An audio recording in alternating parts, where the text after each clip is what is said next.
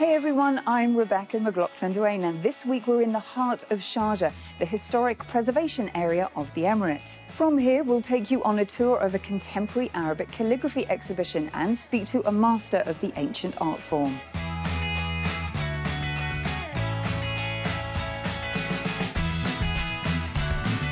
Plus, we visit the archaeological site of Meleha to retrace the footsteps of people who used to live in Sharjah during the Stone Age.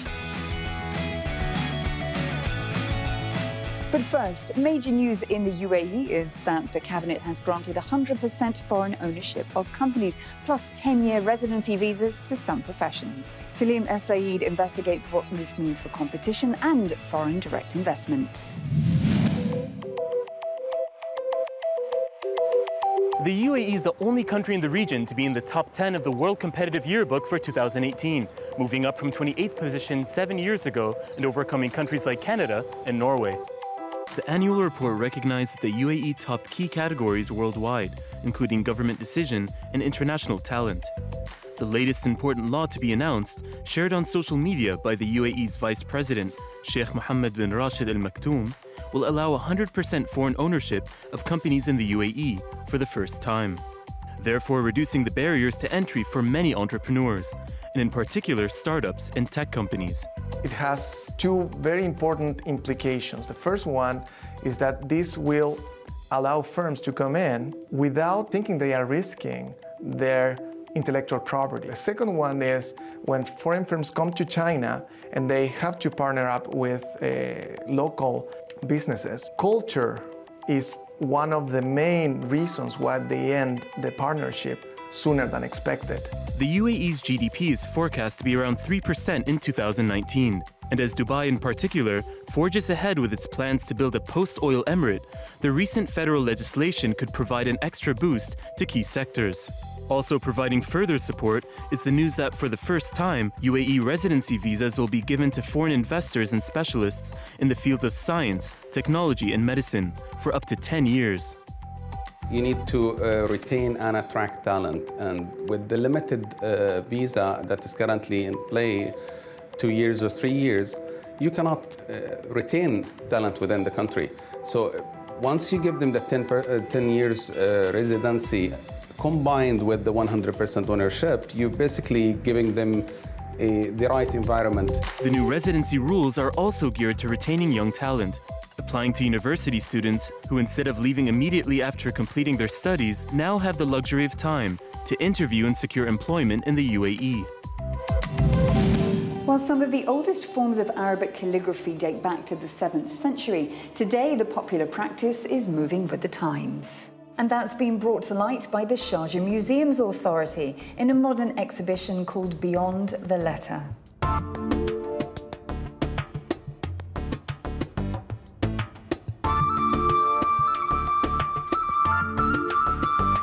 Coinciding with a calligraphy biennale which will run in the UAE for another month, the Islamic Arts Museum Malaysia teamed up with organisers in Sharjah to display many never-seen-before pieces by some of the most prominent calligraphers in the world.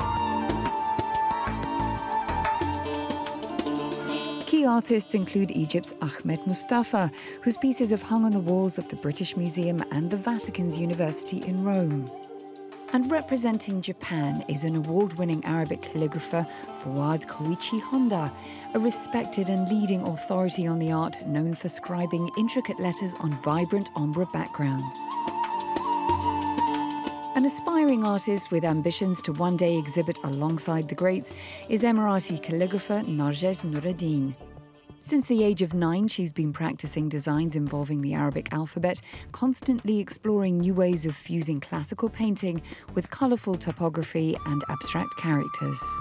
Her recent works include a cascading metal chandelier and a 3D printed horse made up of the poetry of Dubai's ruler Sheikh Mohammed bin Rashid Al Maktoum. As modern calligraphy continues to take on new and increasingly avant-garde forms, Narges is inspired by those pushing the artistic envelope in the region. Calligraphy is growing in popularity here in the region, not least with Yazan Halwani, the Lebanese artist. What do you make of social and political statements being put on the side of buildings in calligraphic form? I think this is the new application of calligraphy. So this artist, in my idea, use his illustration capabilities with letters to create his own work, and this is attract people. To perfect her written works, Narges has been tutored for years by master calligrapher Khaled Al-Sai. A curator, artist, and world-famous expert in his field, Khaled's pieces have been shown in the world's leading European, American, and Middle Eastern cultural institutions. Much of his work has been inspired by his Syrian homeland and the poetry of Khalil Gibran, plus the literature of Dylan Thomas. His pieces flit between two types of calligraphic scripts, that of Tulth and the Ottoman Divani style. And particularly inspiring to his pupils, no doubt, is that their teacher is no longer confining his creative visions to canvas or ceramics. He's even taken to writing on water. Khaled, thank you for speaking to Inspire Middle East. Welcome to Euronews. Hello. In 1997, you were named one of the top 10 best calligraphers in the world at a festival in Tehran.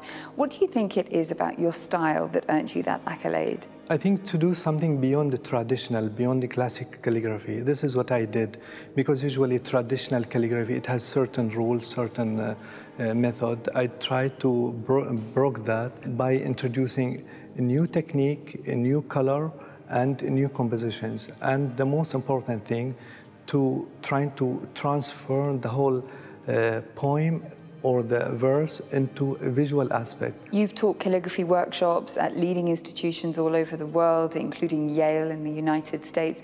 How is it being taken up and adopted by people outside of this region? I think the most important thing, the way of communication, how to find the link with people and with audience. So it's a different mentality, different people, maybe different religion, different background.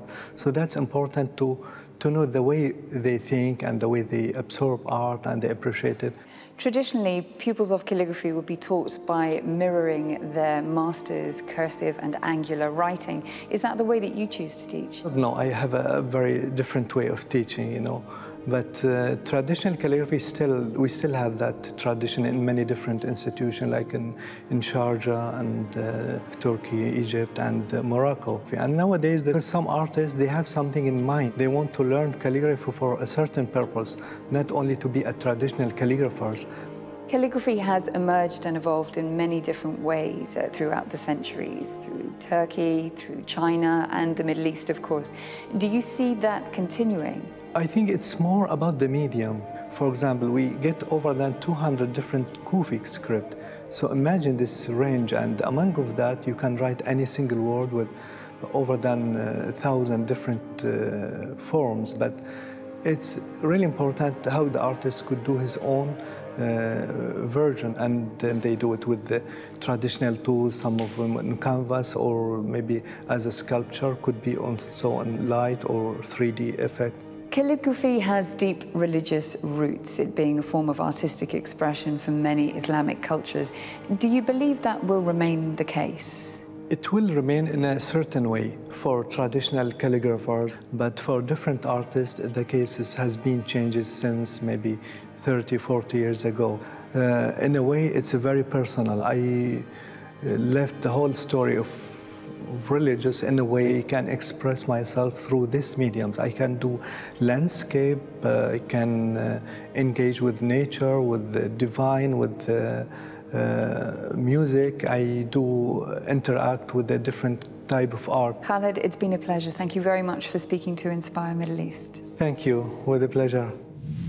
Some prehistoric sites in Sharjah hold the secrets to how people in the Emirates used to live hundreds of thousands of years ago. Abdul Karim Hanif went along to the village of Mileha, which promises visitors a sneak peek into the past. If you've ever wanted to step back in time and see how people lived 130,000 years ago, Sharjah's Mileha Centre allows you to do just that. For the past 40 years, archaeologists have been unearthing artifacts and 120 burial grounds from the Paleolithic, Neolithic, Bronze, Iron and pre-Islamic periods. And at Jabal Fire, one of the world's most ancient settlement sites, stone and flint tools from the Stone Age have been found. The evidence of human life here points to people's journey from Africa, across the Red Sea to the Arabian Gulf, and onwards to populate the world through Iran, India, Asia, and Europe. Indeed, Homo sapiens sapiens, wise men as, did arrive in Malaya, lived here for a certain period of time before migrating on to other parts of the world. And the main reason why they were migrating was because Africa was getting to be too cold. Malaya has ambitions to secure itself a place on the list of UNESCO World Heritage Sites. And if its nomination is successful, it would join the ranks of 4 locations in the city of Al Ain, which have met the agency's strict criteria.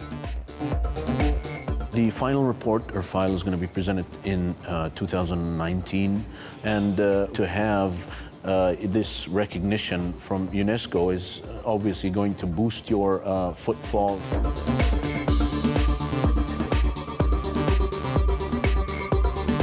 Welcomed by Sharjah, as it strives to attract 10 million visitors annually by 2021 and allow people from all over the world to continue to walk the path of ancient Emiratis. Well, that's a wrap for this week. Before I leave you, here's what caught the attention of the Inspire team on social media. UAE-based Salma jumped for joy at Maliha's archaeological centre in Sharjah during a weekend away. And Dubai dweller Dia worked on this piece of calligraffiti for the Year of Zayed celebrations in Ajman.